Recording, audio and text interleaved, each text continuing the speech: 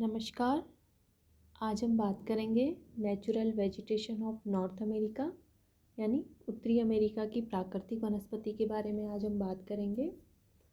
अगर हम बात करें प्राकृतिक वनस्पति की, तो प्राकृतिक वनस्पति से तात्पर्य है भौगोलिक दशाओं में स्वतः विकसित होने वाला पादप समुदाय, यानी ऐसा पादप समुदाय जो भौगोलिक दशाओं में स्वतः विकसित हुआ हो, उनके विकसित होने में किसी प्रकार का कोई मानवीय हस्तक्षेप ना हो, यानी ना तो मानव द्वारा कोई बीज डाला गया हो, ना ही मानव द्वारा उसमें खाद की या जल की आपूर्ति की गई हो। भौगोलिक दशाओं में स्वतः विकसित होने वाले पादप समुदाय को प्राकृतिक वनस्पति के अंतर्गत रखा जाता है। बात करें हम प्राकृतिक वनस्पति की, तो इसमें पेड़ पौधे, झाड़ियाँ व घास आदि को सम्मिलित करते हैं। उत्तरी अमेरिका की प्राकृतिक वनस्पति की बात करें तो उत्तरी अमेरिका की प्राकृतिक वनस्पति में विविधता ही देखने को मिलती है, और इसका प्रमुख कारण है वहाँ की जलवायु, यानी प्राकृतिक वनस्पति का प्रकार मुख्यतः जलवायु पर निर्भर करता है, और साथ ही उस क्षेत्र विशेष की मिट्टी और धरातल भी वहाँ की प्राकृतिक वनस्पति को प्रभावित करती है। उत्तरी अमेरिका की जलवायु, मिट्टी और धरातल के आधार पर हम यहाँ की वनस्पति को 8 प्रदेशों में 8 भागों में बांट सकते हैं, जिनमें सबसे पहली है टुंड्रा वनस्पति, दूसरे नंबर पे है कोणधारी वन, तीसरे नंबर पे आता है शीतोष्ण वन, चौथे नंबर पे है प्रेरी या शीतोष्ण घास के मैदान, पाँचवें नंबर पे है पर्वतीय वनस्पति, छठे नंबर पे है उष्ण आर्द्र वन, सातवें नंबर पे है भूमध्य सागरीय वनस्पति, और लास्ट है 8वें नंबर पे मरुस्थलीय वनस्पति। अब इनके बारे में एक एक करके हम चर्चा करेंगे। सबसे पहले हम बात करते हैं टुंड्रा वनस्पति के बारे में।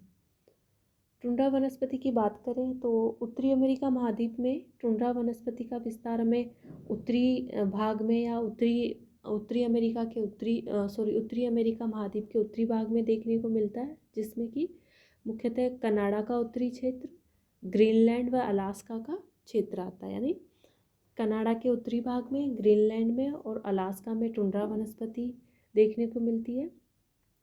टुंड्रा प्रदेश वर्ष भर हिमाच्छादित रहता है या वर्ष भर यहाँ बर्फ़ जमी रहती है।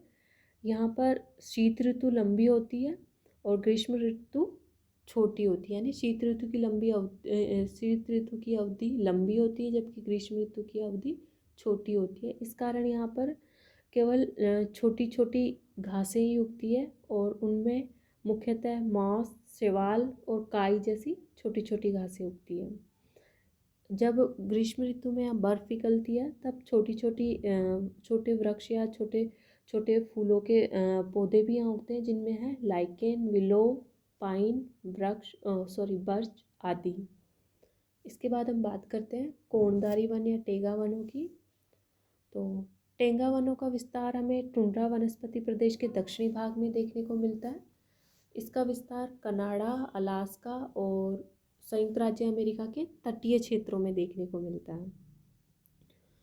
इन वनों में जो वृक्ष होते हैं, उनकी पत्तियां नुकीली होती है और इनका आकार सुई की तरह नुकीला होता है। इसी कारण इन्हें कोणधारी वन भी कहते हैं।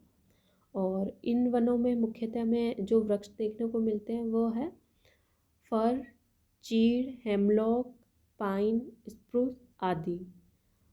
अगर हम बात करें कनाडा की, तो कनाडा में कोणधारी वनों का क्षेत्र अधिक देखने को मिलता है, और इस कारण यहाँ पर जो कोणधारी वृक्ष है, उनमें लकड़ी काटने का व्यवसाय भी या लकड़ी काटने का कार्य भी अधिक होता है।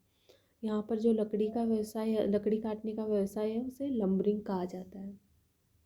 नेक्स्ट हम बात करते हैं शीतोष्ण वनों के बारे में। शीतोष्ण वन दक्षिणी पूर्वी कनाडा और उत्तरी पूर्वी संयुक्त राज्य अमेरिका में इनका क्षेत्र देखने को मिलता है, यानी दक्षिणी पूर्वी कनाडा और उत्तरी पूर्वी यूएसए में इनका क्षेत्र विस्तार है। और इन वनों में कोणधारी और पतझड़ी दोनों वनों के मिश्रित प्रकार देखने को मिलता है, यानी कोणधारी वनों का और पतझड़ी वनों का दोनों का मिश्रित शीतोष्ण वनों में देखने को मिलता है। कोणधारी वनों के चीड़, स्प्रूस, लार्च आदि वृक्ष यहाँ मिलते हैं, जबकि पतझड़ी वनों में एल्म, ओक, चेस्टनट आदि वृक्ष यहाँ मिलते हैं। नेक्स्ट हम बात करते हैं प्रेरी घास के मैदान की। उत्तरी अमेरिका महाद्वीप में प्रेरी घास के मैदान मध्य यानी उत्तरी अमेरिका के मध्य भाग में देखने को मिलते हैं। इनका विस्तार रॉकी पर्वत के वृष्टि छाया प्रदेश के पश्चिमी भाग में, यानी जो रॉकी पर्वत है उसका वृष्टि छाया प्रदेश है, उसमें प्रेरी घास के मैदानों का विस्तार देखने को मिलता है। इस क्षेत्रों में ग्रीष्मकाल में तापमान 26 डिग्री से लेकर 32 डिग्री सेल्सियस के मध्य होता है, जबकि शीतकाल में तापमान 15 डिग्री सेल्सियस के आसपास रहता है। प्रेरी घास के मैदान में जो मुख्यतः मोटी घास उगती है वो एक गुच्छों के रूप में या एक जगह इकट्ठे उगती है, और यह घास पशुओं के लिए पौष्टिक होती है। नेक्स्ट हम बात करते हैं पर्वतीय वनस्पति की। पर्वतीय वन प्रदेश यह उत्तरी अमेरिका महाद्वीप के रॉकीज़ और अपलेशियन पर्वतीय प्रदेशों में देखने को मिलते हैं, और इन वनों में मुख्यतः पर्वतीय वनों में कोणधारी वन देखने को अधिक मिलते हैं, यानी कोणधारी वनों का प्रकार इन पर्वतीय वनस्पति में देखने को मिलता है। नेक्स्ट हम बात करते हैं उष्ण आर्द्र वनों की। उत्तरी अमेरिका महाद्वीप में इस प्रकार के वन मध्य अमेरिका और मेक्सिको में देखने को मिलते हैं। मध्य अमेरिका और मेक्सिको में इस प्रकार के वन पाए जाते हैं। इस प्रकार के वन अत्यधिक तापमान व अत्यधिक वर्षा वाले भागों में मिलते हैं। इन वनों में जो मुख्य वृक्ष मिलते हैं वो है ओक, मेपल, साइप्रस, पॉपुलर आदि। ये वृक्ष यहाँ मुख्यतः मिलते हैं। नेक्स्ट हम बात करते हैं भूमध्य सागरीय वनों की। यह वनस्पति उत्तरी अमेरिका के भूमध्य सागरीय जलवायु वाले प्रदेश यानी कैलिफोर्निया राज्य में मिलते हैं, यानी कैलिफोर्निया राज्य में इस प्रकार के वनस्पति या वन मिलते हैं। भूमध्य सागरीय जलवायु प्रदेश की मुख्य विशेषता है कि यहाँ पे ग्रीष्म ऋतु में वर्षा न होकर शीत ऋतु में वर्षा होती है, यानी भूमध्य सागरीय वनों का क्षेत्र है वहाँ पर वर्षा शीत ऋतु में होती है। और इन वनों में मुख्यतः जो वृक्ष होते हैं वो एक तो खट्टे फलों की कृषियाँ आदि की जाती है। इसके अतिरिक्त जो वृक्ष यहाँ मिलते हैं उनमें है ओक,